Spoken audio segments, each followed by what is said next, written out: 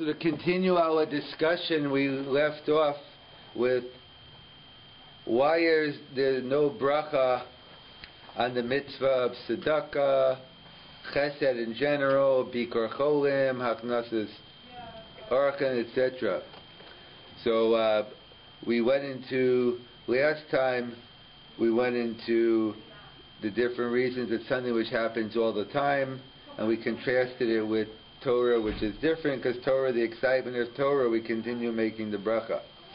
Some other answers among the commentators. So there's a famous one of the Tshuvas HaRashba. The Rashba writes that we don't make a bracha on something which is toli b'das acherim, which is dependent on someone else. In other words, not that it happens very often, but it might. That you go to the poor person, he asks for money, and you say, okay, here's $5. $5? He throws it back at you. I'm not taking that, or whatever the case may be. Or he's too embarrassed to take money.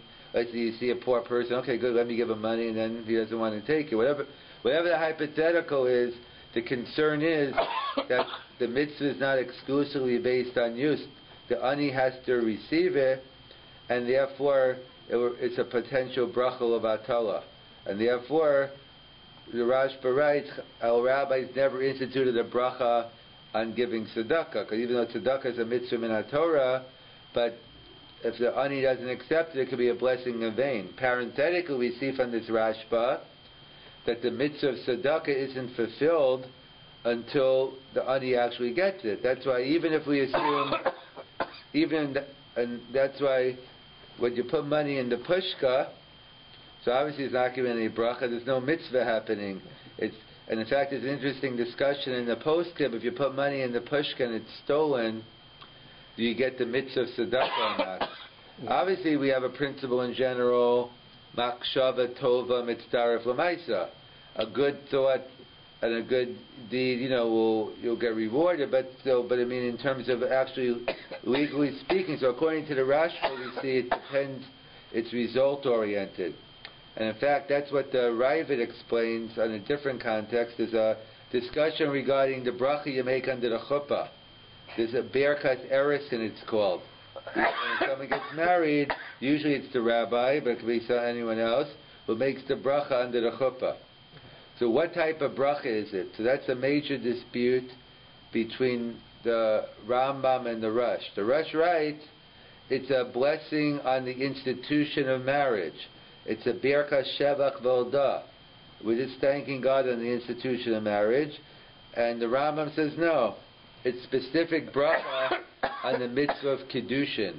What's the practical difference? So according to the Rush, you can make the bracha afterwards. Just like when you make a bracha on thunder and lightning or whichever great things God does, you make it after He does it, not before. So therefore, according to the Rush, you make the bracha after the chassid and kala do the kiddushin, then you make the bracha.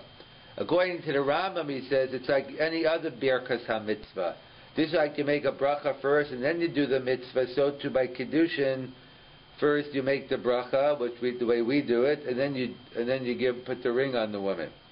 So those two opinions make sense. So you make a bracha if it's a birkas ha-mitzvah, you make a bracha before. If it's a birkas shavach volda, you make the bracha afterwards. Yeah. The Ravid seems to have a middle opinion, which seems difficult at first glance. The Ravid says, no, I agree with the Rambam, or he doesn't spell it out, but that's how people learn, that he writes, similar to the Rambam, he seems to say it's a birkas ha-mitzvah. However, he says you make the bracha after. So, a bishlam, according to the Rush, it's a birkas shavach volda, you make it after. Or according to the Rambam, you make it before. But how does the Ravid make any sense? So that's what they point out, that because what does the Ravid say? We're concerned the woman might not accept. The woman might tell you no, and therefore be a blessing in vain. So we see the Ravid has something, the Ravid by Kiddushin says something similar to what the Rashba says by Tzedakah. That we're afraid the person won't accept it, And in the case of the Rashba, will be a blessing on tzedakah in vain. According to the Ravid, a blessing on kedushin in vain. But after she's accepted it, then you can make the blessing. Correct. So therefore, the Ravid says after. So then the question. So why not in the case of tzedakah? Excellent. That's where we're heading. So the question is, why is it then according to the Ravid, we make a bracha on kedushin afterwards? So logically, according to the Rashba also, if the whole reason you don't make a bracha is because the blessing in vain, so make the blessing afterwards. So that could be, there's number one, there's a fundamental machlokes. The Rambam versus the Or Zarua is a general rule, without getting into specifically this case, it's a general rule. The Gemara tells us in brachas, everyone agrees to this, on a birchas mitzvah you make the bracha first, and then you make it after, with certain exceptions to the rule, i.e., the classic exception is tefillah, is immersion for a non-Jew conversion. Clearly, the guy can't make the bracha until after the conversion because he's not Jewish, or she's not Jewish. So that's a clear exception, it's impossible. But as a general rule, you first make the bracha, then you do the mitzvah. The question is, what if I did the mitzvah and I didn't make the bracha yet? Is it too late? Or could I still do it afterwards? So the Rambam says no. The bracha only makes sense before. If you miss it, that's it, no bracha. And the Or Zarua says yes, you can make it. The machlokas specifically is regarding hilchos shchita. If the shochet forgot to make the bracha before he slaughtered the animal, so the Rambam says it's too late.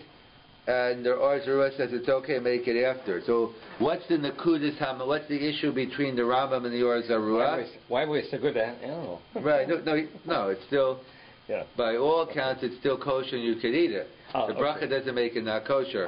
It's the shchita that's important. So it's just a technical, local, hilchos, brachas issue. So according to the Rambam, it seems to be the nature of the bracha before is a hakdama, it's an introduction to prepare you for the mitzvah. And so it only makes sense to make the bracha, get you in the right kavanah, but once you did the mitzvah, there's no point anymore. And the Or Zarua seems to say no. The bracha is to enhance the mitzvah. Usually it's better to do it before, but it still has some value afterwards. So that's in general, we pass like the Rambam. We don't make a bracha after a mitzvah. The Ravid, maybe the Ravid holds like the Or Zarua. But perhaps the mitzvah of Kedushin is different. But the mitzvah of Kedushin, that's a continuous mitzvah. Like it's not a one-stop shopping. Is once you're married, you're married. It's not like I eat the matzah, it's over, now my mitzvah is finished with. Kedushin, being married, is something continuous. So perhaps continuous mitzvah is different. And they point out as well that perhaps maybe there are other reasons why you don't make a bracha on tzedakah. So perhaps according to the Rashba, maybe he'd be cholek. He disagrees with the Ravid. He would say you won't make a bracha on kedushin either afterwards, like the Rambam.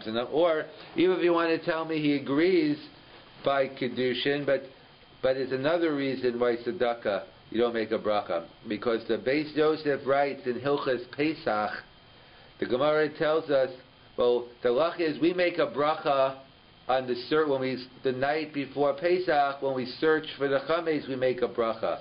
Even though that is only a rabbinical mitzvah, the biblical mitzvah is nullifying the chametz. Bittul b'leiv sagi.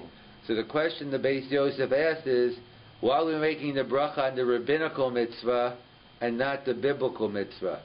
So the Beis Yosef answers, because we have a general rule.